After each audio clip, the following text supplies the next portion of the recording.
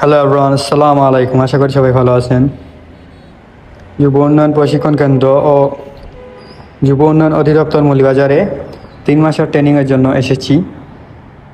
একটা ভিডিও করে নিলাম, আশা করি সবার ভালো লাগবে। এটা হচ্ছে আমাদের প্রশাসনিক কাম্য একাডেমি ভবন। এখানে আমরা 3 মাসের ট্রেনিং গ্রহণ করতেছি, যেমন হাঁস মুরগি, মৎস্য, কৃষি, যুব উন্নয়ন, গবাদি পশু চিকিৎসা। 3 মাস ধরে এখানে ঘোরাফেরা বা বন্ধুদের সাথে, ছোটো ভাই বড়ো ভাইদের সাথে আড্ডা দিয়েছি।